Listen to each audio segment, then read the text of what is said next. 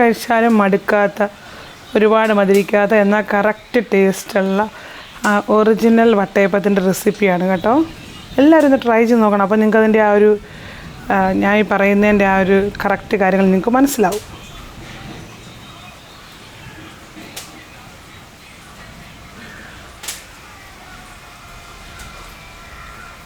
Hi, നല്ല മഴയാണ് കേട്ടോ. മഴ തുടങ്ങാൻ പോവുകയാണ്.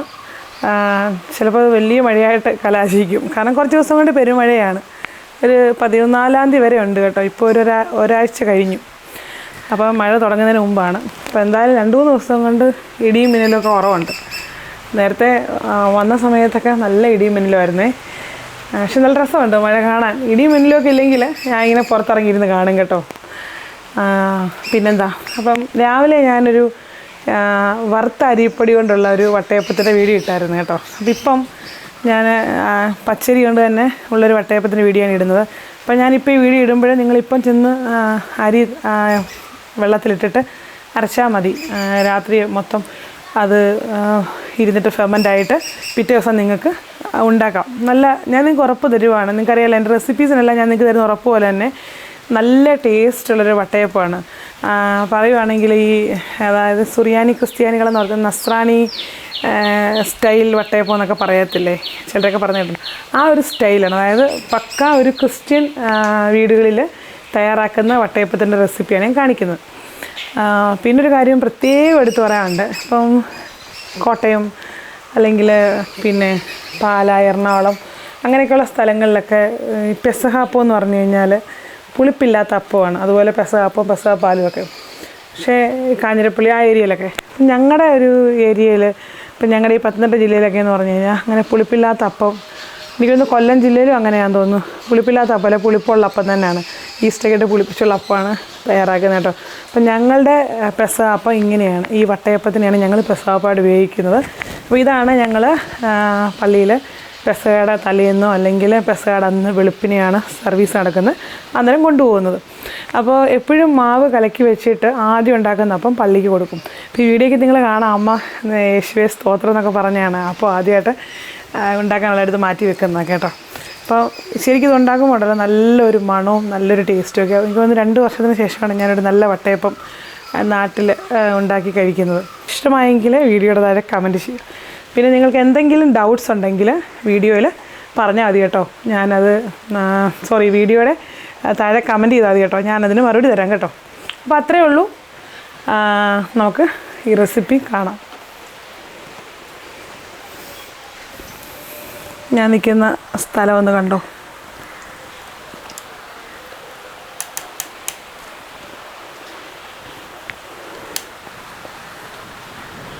ഇപ്പോൾ ഇവിടെ വൈകുന്നേരമായി.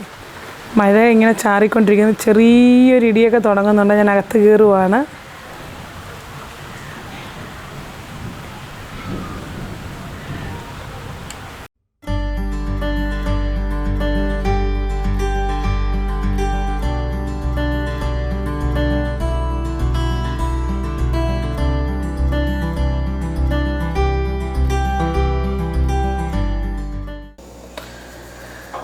അപ്പോൾ നമ്മൾ പെസഹ അപ്പം ഉണ്ടാക്കാനായിട്ട് ചർച്ചിലൊക്കെ കൊടുക്കാൻ വേണ്ടി പെസഹ അപ്പം ഉണ്ടാക്കാനായിട്ട് വളരെ കുറച്ച് അളവ് കൂടുതലായിട്ട് ഞാൻ അരിയിട്ട് ചെയ്യാൻ പോവുകയാണ്. അപ്പോൾ ഇത് 4 ഗ്ലാസ് അരിയുണ്ട്. ഇപ്പം ഇവിടെയുള്ള ഗ്ലാസ് അളവിനാണ് എടുത്തിരിക്കുന്നത് കേട്ടോ. അപ്പോൾ ഗ്ലാസ് ഞാൻ കാണിച്ചു തരാം. അപ്പോൾ ഈ ഗ്ലാസ്സിന് 4 ഗ്ലാസ് അരി എടുത്തിട്ടുണ്ട് കേട്ടോ. അപ്പോൾ ഏത് ഗ്ലാസ് ആയാലും ആ ഗ്ലാസ്സിന് കറക്റ്റായിട്ട് അങ്ങ് എടുത്താൽ മതി കേട്ടോ. അപ്പോൾ അതിനനുസരിച്ച് ബാക്കി അളവും വരും.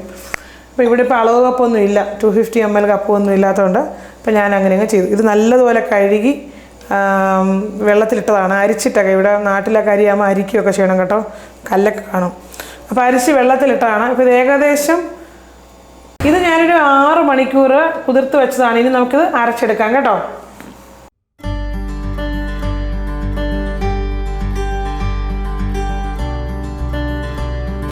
അപ്പം ഞാൻ ഈ വെള്ളത്തിൽ നിന്ന് ഈ അരി മിക്സിയുടെ വലിയ ജാറിലേക്ക് വാരിയിടുവാണ്. 2 പ്രാവശ്യമായിട്ടാണ് നമ്മളിത് അരച്ചെടുക്കാൻ കേട്ടോ, കാരണം കുറച്ച് കൂടുതൽ ക്വാണ്ടിറ്റി ഉണ്ടല്ലോ. ഇനി ഇതിൽ പാകത്തിന് വെള്ളം ഒഴിച്ചിട്ട് നല്ലതുപോലെ അരച്ചെടുക്കണം. ഒരുപാടങ്ങ് സോഫ്റ്റായിട്ട് പാലപ്പത്തിൻ്റെ മാവൊക്കെ അരയ്ക്കുന്ന പോലെ അരയണ്ട, കുറച്ച് തരി പോലെ കിടക്കണം, തരിതരിപ്പായിട്ട് അരച്ച്. അതിന് അരച്ച് കഴിഞ്ഞ് നിങ്ങളെ കാണിച്ചു തരാം അതിൻ്റെ ആ ഒരു പരുവ് എങ്ങനെയാണെന്ന് കേട്ടോ.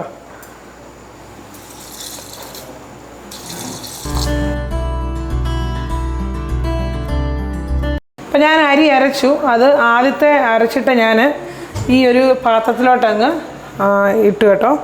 ഇനി ഞാൻ രണ്ടാമത്തത് വീണ്ടും അരച്ചു. കുറച്ച് വെള്ളം ചേർക്കാം, ഒരുപാട് വെള്ളം ചേർക്കരുത്. അപ്പം ഞാൻ എൻ്റെ ആ തരി കാണിച്ചു തരാണ്ട.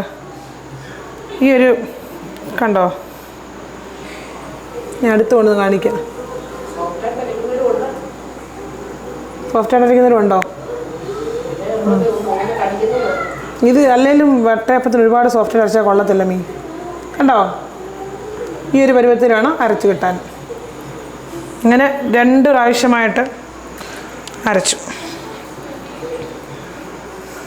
അപ്പം ഞാനിവിടെ 4 ഗ്ലാസ് അരിയിൽ എടുത്ത് 4 ഗ്ലാസ് അരിക്ക് 2 വലിയ തേങ്ങ എടുത്തിട്ടുണ്ട്. ഇവിടെ തേങ്ങ തിരുമ്മി വെച്ചിട്ടുണ്ട് ഇവിടെ. ഇനി ഇത് ഞാൻ അരച്ചെടുക്കാൻ പോകും. തേങ്ങയും ഒരുപാട് അങ്ങ് സോഫ്റ്റായിട്ട് അരയണ്ട, അല്പം തരിതരിപ്പായിട്ട് വേണം അരച്ചെടുക്കാൻ. തേങ്ങയിൽ അരയ്ക്കുമ്പോൾ വെള്ളം ചേർക്കുമ്പോൾ വളരെ സൂക്ഷിക്കണം. അരയാൻ വേണ്ടി നമ്മൾ കുറച്ച് കൂടുതൽ വെള്ളമൊന്നും ചേർത്ത് കൊടുക്കല്ല. തേങ്ങയിൽ വെള്ളം ചേർത്ത് ഒരുപാട് അങ്ങനെ അരച്ച് വെള്ളം കൂടിക്കഴിഞ്ഞ് കഴിഞ്ഞാൽ അപ്പത്തിൻ്റെ മാവ് ലൂസായി പോകും, പിന്നെ അപ്പം നല്ലതായിട്ട് പൊങ്ങി വരത്തില്ല കേട്ടോ.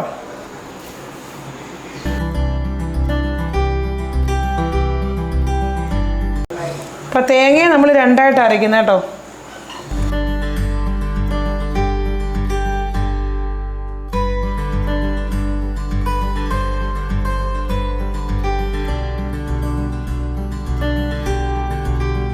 ഞാൻ കുറച്ച് വെള്ളം ഒഴിച്ചുള്ളൂ കേട്ടോ. ഇനി ഞാനിത് അരച്ച് നോക്കും. അരച്ച് നോക്കിയിട്ട് അരയുന്നില്ലെങ്കിൽ മാത്രം ഞാൻ ലേശം കൂടെ വെള്ളം ഒഴിക്കും. അല്ലാതെ വെള്ളം കൂടുതൽ ഒഴിച്ച് ആദ്യമേ അരച്ച് ഇതിൻ്റെ മാവ് ലൂസാക്കല്ലേ, അത് എടുത്ത് പറയുവാണ് കേട്ടോ. ഞാൻ തേങ്ങ അരച്ചതേ ആദ്യത്തെ ബാച്ച് ഞാൻ ഇതിനകത്ത് ഇട്ടിട്ടുണ്ട് കേട്ടോ. രണ്ടാമത്തെ ബാച്ച് ഞാൻ നിങ്ങളെ കാണിക്കാൻ വേണ്ടി എടുത്തിട്ടുണ്ട്. കണ്ടോ, ഈ ഒരു അത് നമ്മൾ ആദ്യം തേങ്ങ ഒന്ന് ചതയ്ക്കണം, കുറച്ച് വെള്ളം ഒഴിച്ച്, പിന്നെ അത് ചെറുതായിട്ടൊന്ന് അരയ്ക്കണം, അത്രേ ഉള്ളൂ. അത് ഈ ഒരു പരുവത്തിലാണ് അരയ്ക്കേണ്ടി കേട്ടോ. ഇട്ട് കൊടുക്കാം. പ്രത്യേകം പറയുക, തേങ്ങ അരയ്ക്കുമ്പോൾ വെള്ളം കൂടല്ലേ. വെള്ളം കൂടിക്കഴിഞ്ഞ് കഴിഞ്ഞാൽ അപ്പം ഉണ്ടാക്കുമ്പോൾ നല്ലതായിട്ട് പൊങ്ങി വരത്തില്ല, നിരന്നു പോവും. ഒരു 2 നുള്ള് ഈസ്റ്റ് ഞാനൊന്ന് വെള്ളത്തിൽ ചെറിയൊരു ചൂട് വെള്ളത്തിൽ കലക്കിയെടുത്ത കേട്ടോ. അപ്പം ഇനി ഇതിൻ്റെ അകത്തേക്ക് നമ്മൾ ആവശ്യത്തിന് മധുരം, നമ്മളിപ്പോൾ ഉണ്ടാക്കുന്ന അപ്പത്തിന് പഞ്ചസാര വേണമെങ്കിൽ ഉപയോഗിക്കാം, അല്ലെങ്കിൽ ശർക്കര വേണമെങ്കിൽ ഉപയോഗിക്കാം. പഞ്ചസാര ഉപയോഗിക്കുകയാണെങ്കിൽ നമ്മൾ ഉണ്ടാക്കുന്നതിനൊരു 1/4 മണിക്കൂർ മുമ്പ് കലക്കിയിട്ട് വെച്ചതിന് ശേഷം ഉണ്ടാക്കിയാൽ മതി കേട്ടോ. പക്ഷേ ശർക്കരയാണെങ്കിൽ നമ്മളിപ്പം കലക്കി വെക്കുന്നതാണ് ടേസ്റ്റ്. അപ്പം ഞാനിവിടെ ശർക്കര ചീകി വെച്ചിട്ടുണ്ട്, അതുകൂടെ ചേർത്ത് കൊടുക്കാം. അപ്പം നിങ്ങൾ മധുരം നോക്കണം, ചേർത്തതിന് ശേഷം മധുരം പാകമാണോ നോക്കണം കേട്ടോ. ഇത് നല്ല മറയൂർ ശർക്കരയാണ് കേട്ടോ.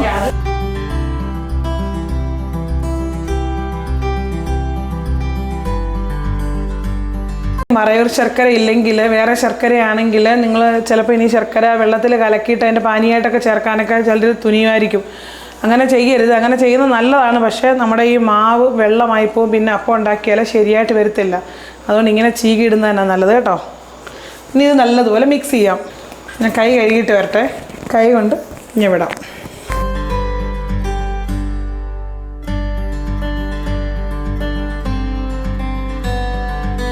ഇത് കൈ വെച്ച് നല്ലതുപോലെ മിക്സ് ചെയ്ത് കഴിഞ്ഞ് കഴിഞ്ഞാൽ എന്താ കഷ്ണമായിട്ടൊന്നും ശർക്കര കിടക്കത്തില്ല, മാവെല്ലാം നല്ലതുപോലെ മിക്സാവും.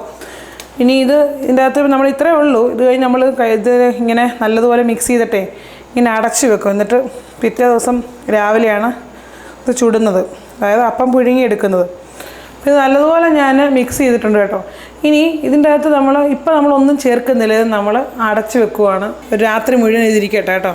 എന്നിട്ട് രാവിലെ നമുക്ക് ഇത് മാവ് റെഡി ആകുമ്പോൾ അപ്പം ചുടാം, അതായത് അപ്പം പുഴുങ്ങിയെടുക്കാം. അപ്പോൾ അതിന് മുമ്പായിട്ട് കുറച്ച് സാധനങ്ങളൊക്കെ ചേർക്കണം. അതായത് നമ്മൾ ഇതിൻ്റെ അകത്തെല്ലാം വറുത്തിടുകയാണ് ചെയ്യുന്നത് കേട്ടോ. അപ്പോൾ ഞാൻ ഇത് അതിന് ശേഷം കാണിച്ചു തരാം കേട്ടോ. ഇങ്ങനെ ഇവിടെ ഇരിക്കട്ടെ. അപ്പോൾ ഇത് ഞാൻ അടച്ച് വെച്ചു. ഇനി ഇതിൽ ഉറുമ്പൊന്നും കയറാതിരിക്കാൻ വേണ്ടി കുറച്ച് പ്ലേറ്റിൽ കുറച്ച് വെള്ളം ഒഴിച്ചിട്ട് അതിൻ്റെ അകത്ത് ഈ പാത്രം ഇറക്കി വെച്ചാൽ മതി കേട്ടോ. അല്ലെങ്കിൽ ഉറുമ്പ് കയറും കേട്ടോ. അപ്പോൾ ഞാനിതൊരു ഓവർനൈറ്റ് ഫെർമെൻറ്റ് ചെയ്യാൻ വെച്ചതാണ്. അപ്പോൾ ഞാനിത് അടച്ച് വെച്ചിരിക്കുമായിരുന്നു കേട്ടോ. അതുപോലെ വെള്ളത്തിൽ ഒരു പ്ലേറ്റിൽ വെച്ചിരിക്കുമായിരുന്നു. ഞാൻ ആ വെള്ളത്തിൽ നിന്ന് എടുത്ത് മാറ്റിട്ട് ആദ്യം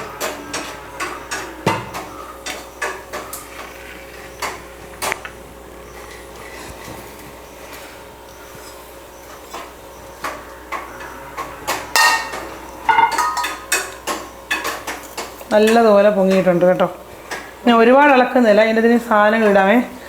ആദ്യം ഞാൻ ഏലക്കയും അതുപോലെ ചെറിയ ജീരകവും, 2 നുള്ളി ചെറിയ ജീരകം അഥവാ നല്ല ജീരകവും ഒരു 6 ഏലക്കയും കൂടെ പൊടിച്ചത് ചേർത്ത് കൊടുക്കുവാണേ.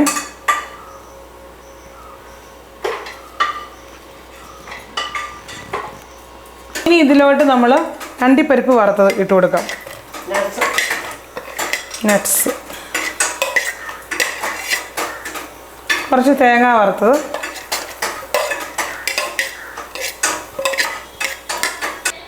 ഞാൻ റൈസിൻസ് അഥവാ ഉണക്കമുന്തിരിയുടെ വറുത്തിട്ടുണ്ട് കേട്ടോ. അതും കൂടെ ഇട്ട് കൊടുക്കാം.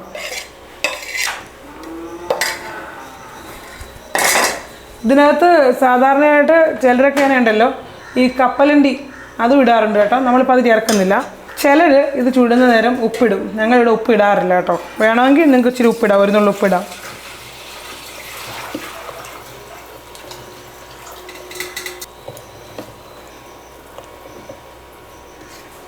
നല്ല മണം, നല്ല സൂപ്പർ മണം.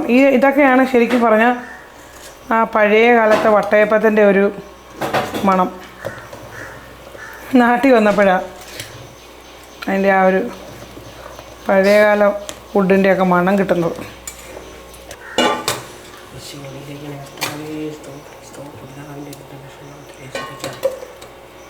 പള്ളിയിൽ കൊണ്ടുപോകാനായിട്ട് ആദ്യത്തെ വട്ടയപ്പത്തിൻ്റെ മാവ് അമ്മ വേറൊരു പാത്രത്തിലോട്ട് കോരി മാറ്റി വെക്കുക കേട്ടോ.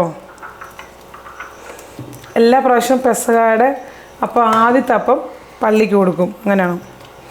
അപ്പോൾ ഇന്ന് വൈകിട്ടാണ് ഇവിടെ പെസഹയുടെ ശുശ്രൂഷയുള്ളത്. അപ്പോഴെല്ലാവരും ഇങ്ങനെ വീടുകളിൽ നിന്നും പെസഹാപ്പം കൊണ്ടുവരുവേ. ഞങ്ങളുടെ നാട്ടിലെ പെസഹാപ്പം ഇതാണ് കേട്ടോ. അതെന്താ അറിയോ, മറ്റേ ഈ കാഞ്ഞിരപ്പള്ളി, കോട്ടയം, കാഞ്ഞിരപ്പള്ളി, കോട്ടയം ആ സൈഡൊക്കെ ഉണ്ടല്ലോ, ആ സൈഡിലൊക്കെ പെസഹാപ്പം എന്ന് പറഞ്ഞാൽ ഇങ്ങനെയല്ല കേട്ടോ, പുളിക്കാത്ത അപ്പം കേട്ടോ, പുളിപ്പില്ലാത്ത അപ്പം. അതായത് ബൈബിൾ പ്രകാരമൊക്കെ അവർ ചെയ്യുന്നത്, അങ്ങനെ തന്നെയാണ് ചെയ്യുന്നത്. അതുപോലെ പെസഹാപ്പാലും ഒക്കെ ഉണ്ട്. നമുക്കതൊന്നും ഇല്ലല്ലോ. അതുകൊണ്ട് എല്ലാവരും എന്നോട് കാണിക്കാൻ പറഞ്ഞാൽ ഞാൻ ഇതുവരെ കാണിച്ചിട്ടില്ല. ഇനി നമുക്ക് അപ്പം ഉണ്ടാക്കാം. ഇപ്പോൾ ഇഡലി പാത്രം വെച്ചിട്ടുണ്ട്, ഇതിലേക്ക് വെള്ളം ഒഴിച്ചു, ആവി വരുന്നുണ്ട് ചെറുതായിട്ട്. അപ്പോൾ പാത്രം വെച്ചു, അതിൻ്റെ അകത്തോട്ട് അമ്മ ഊരൊഴിച്ചു.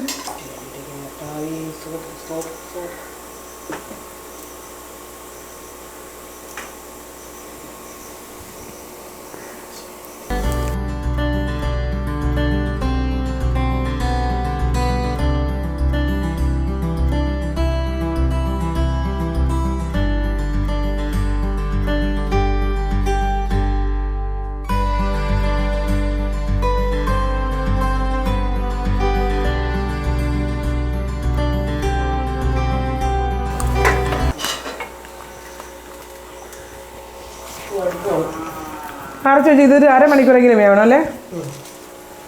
മീഡിയം ഫ്ലെയിമിൽ അരമണിക്കൂർ വേവട്ടെ. ഒരു 30 മിനിറ്റ് ഇത് വേവിച്ചതിന് ശേഷം ഞാൻ തീ ഓഫാക്കിയിട്ട് അത് ഞാൻ ആ പ്ലേറ്റ് ഇങ്ങോട്ട് മാറ്റി വെച്ചിട്ടുണ്ട് കേട്ടോ. അതിൽ നിന്ന് തീയിൽ നിന്ന് എടുത്ത് മാറ്റി വെച്ചിട്ടുണ്ട്. ഇനി ഇത് നല്ലതുപോലെ ചൂടാറണം, നല്ലതുപോലെ പൊങ്ങിയിട്ടുമുണ്ട്. ഇത് അരി വെച്ചുള്ള ഒറിജിനൽ പെസഹാപ്പമാണ്. ഇത് നല്ലതുപോലെ പൊങ്ങിയിട്ടുമുണ്ട്, നല്ല ടേസ്റ്റാണ്. ഇപ്പോൾ ഇവിടെ നിൽക്കുമ്പോൾ തന്നെ നല്ലൊരു മണമാണ് കേട്ടോ. നിങ്ങൾ ഉണ്ടാക്കി നോക്കുമ്പോൾ നിങ്ങൾക്കത് മനസ്സിലാവും. അപ്പോൾ ഇത് കുറച്ച് നേരം ഇവിടെ ഇരിക്കട്ടെ. ഇത് ഡീമോൾഡ് ചെയ്യണമെങ്കിൽ ഇതിൻ്റെ ചൂടൊന്ന് ആറണം കേട്ടോ. അപ്പോൾ ഞാനിത് ഇവിടെ ഇങ്ങനെ മാറ്റി വെച്ചിരിക്കുവാണ്. നല്ലതുപോലെ ചൂടാറിയിട്ട് നമുക്ക് ഡീമോൾഡ് ചെയ്തെടുക്കാം. അതുവരെ അവിടെ ഇരിക്കട്ടെ.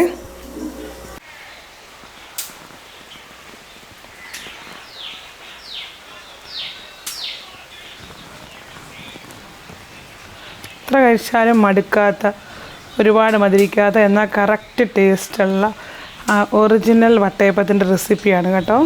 എല്ലാവരും ഒന്ന് ട്രൈ ചെയ്ത് നോക്കണം. അപ്പോൾ നിങ്ങൾക്ക് അതിൻ്റെ ആ ഒരു ഞാൻ ഈ പറയുന്നതിൻ്റെ ആ ഒരു കറക്റ്റ് കാര്യങ്ങൾ നിങ്ങൾക്ക് മനസ്സിലാവും.